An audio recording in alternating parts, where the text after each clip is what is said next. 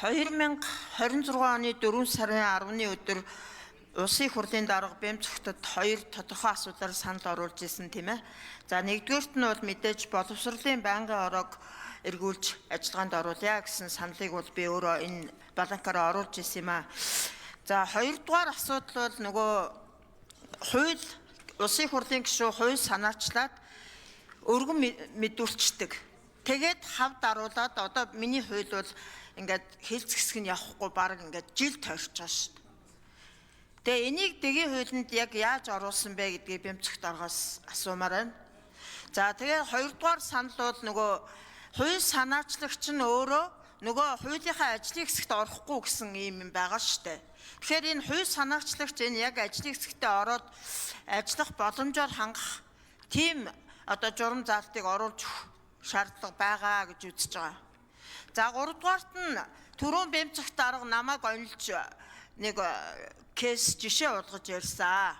Улс орныхоо эрх ашигт харшилсан ийм санал оруулсан гишүүдийг одоо яана яаж гинөө. Би бол одоо Монголын боловсрол, Монголын ирээдүйн төлөө энэ улс орны одоо дотоодын нийт бүтээгдэхүүний 7%-ийг боловсролдоо зарцуулъя гэдэг саналыг л гаргаж байгаа. Тэрнээс энэ улс орныг үүмэн самунд одоо урайлан дуудаагүй шүү дээ. Тэгэхээр ингэж одоо намайг ийм буруугаар мушгиж тайлбарласны чинь бас их гайхсан. Тэгээ энэ дээрээ та бас хариулт өгнө гэж хэлмээр байна. Тий. Би бол энэ улс их орны эсрэг гэмт хэрэгтэн баг болцсон ш түрүү. Боловсролын салбарт дотоодын нийт бүтээгдэхүүний 7%, тийм ээ, төсвийн зардлын 20%. Ингэж оруулсан миний энэ саналыг одоо эргүүлж мушгиж ингэж ярьсанд бүр гайхаж байна. Тэгээ ер нь бол түрүүн Мэд сайхан сайд хэлсэн шүү дээ, сангийн сайд. Дотоодын нийт бүтээгдэхүүний 7% руу мөнгөтэй гишүүнээ орцсон шүү. Таны санал ер нь бол болцсон шүү гэсэн. Тэгэхээр энэ ч одоо боломжгүй биш байгаа үстэй. Дотоодын нийт бүтээгдэхүүний 7 төсвийн зардлын 20% бол хүрцэн гэж хэлсэн шүү Мэд сайхан сайд. Тийм учраас миний энийг ингэж гуйлж мушгиж олон түмний нүдэн дээр одоо мөнгөтэйгийн энэ санал бол болохгүй буруу санал гэсэн ийм буруу ойлголтоор та бас ярьж болохгүй хаа. Энэ дээр бас надад хариулт өгнө. За Бямцогтор хариулъя. За мөнгөтэй гишүүнд болон бас иргэдэд тийм буруу ойлголт өгөхөөр хариулт өгсөн бол би бас уучлалт хүсье.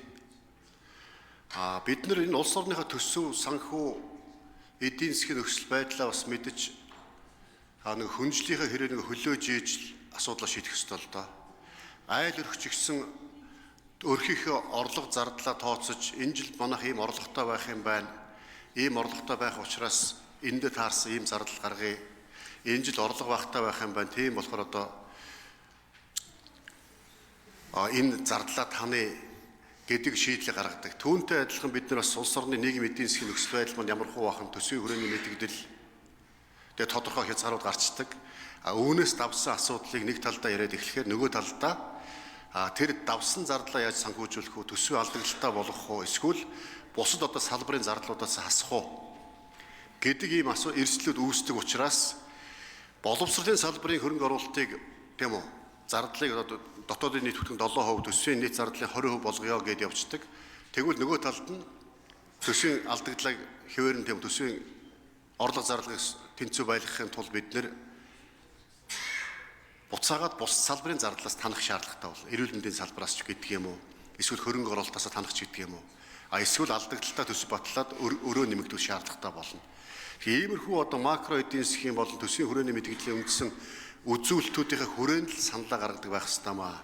Таны гаргасан санал үүнээс даваад байсан учраас иймэрхүү саналуудыг цаашдаа гишүүд гаргах нь зөв буруу юу? Иймэрхүү саналууд гарах юм бол түүн дээр байнгын хорооны саналаар, гишүүдийн саналаар энэ дээр улсын хурлын хамгийн газар болон мэрэгсэн одоос шинжээчдээр, экспертүүдээр дүгнэлт гаргаж тодорхой зөвлөмжийг гаргадаг байя гэсэн ийм зохицуултууд орж байгаа гэдгээс хэлье. Таны санаачилсны одоо санал өгсөний дагуу бол хүний хөгжлийн байнгын хороог задлж байгаа. Боловсрол шинжлэх ухааны байнгын хороо, нөгөө талд нь эрүүл мэнд, хүний хөгжлийн байнгын хороо, нийгмийн бодлогын байнгын хороо гэж.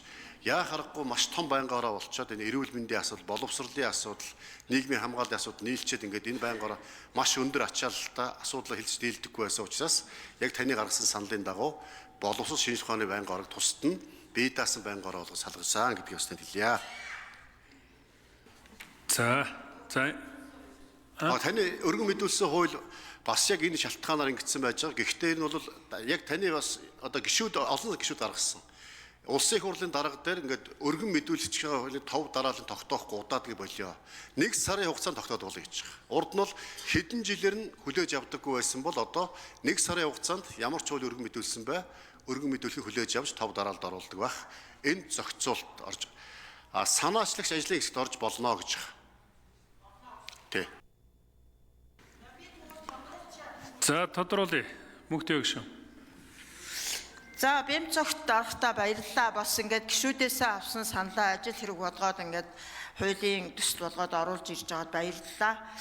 За тэгээд ер нь бол уул уурхай байшин барилга зам гүр болохоор маш их хэмжээний мөнгө улс төсвөлөд гаргадаг. Боловсролын салбар дээр болохоор харамж болохгүй. Дотоодын нийт бүтээгдэхүүний 7% руу хүрчихсэн хүрхийн мэдээд би энэ саналыг оруулсан шүү дарга. Тэрнээс би ерөөсөө болохгүй юмыг болгоё гэж зүтгээгүй шүү гэдгийг бас хэлье. За, Бямцгт дарга хариулъя. За ойлголоо. Тэгээ санаачилсан гишүүдийн төлөөлөл орж болно гэж байгаа. Яагаад гэвэл ажлын хэсэг маань те ажлын хэсэгтээс мэдээлэл хангах ойлголтын зөвөг арилга болох үүднээс төлөөлөл орж болно. Ажлын хэсэгт. Хууль санаачилсан гишүүний төлөөлөл нь олон гишүү санаачлах юм бол за нэг гишүү санаачилсан бол өөрөө орж болно. Гэхдээ ажлын хэсэг ахлахгүй. Тэ ахлахгүйгээр орж болно. Гэхдээ бүгдээр орохгүй олон гишүүн санаас бүгдээр орохгүй төлөөлөл нь л орно. За энэ хөтний болормоо гишүүн асуулт асууна. За